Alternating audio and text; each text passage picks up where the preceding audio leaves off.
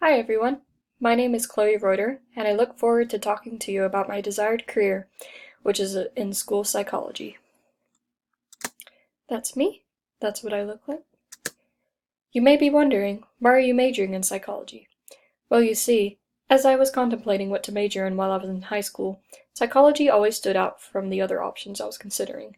Psychology has always felt like a desirable field to work in because I've always shown an interest in helping others, especially people who deal with psychological issues. I believe one of the main purposes of life should be to assist those in need, and being able to serve those within a career sounds like a great way to fulfill that purpose.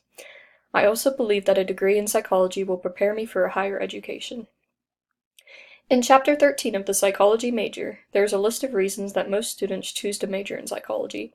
My reasons can be compared the closest with the reasons that say I have a very strong interest in the subject of psychology, and psychology is a good undergraduate degree to prepare me for a graduate or professional degree.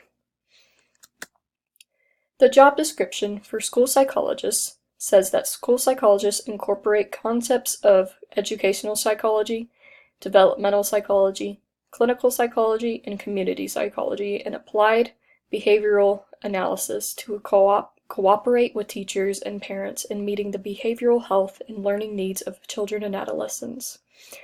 The duties performed by school psychologists are addressing behavioral problems in the classroom, providing group and individual counseling, determining student placement in special needs classes, and conducting educational and personality assessments.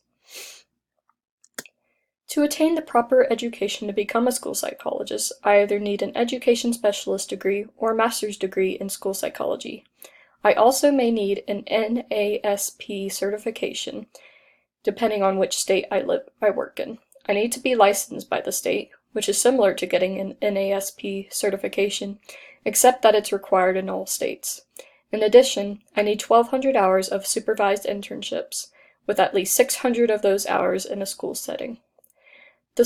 The education required for becoming a school psychologist compares to my 4-year plan in that I discuss wanting to seek out internship opportunities and about other goals that contribute to my schooling. Thanks for watching!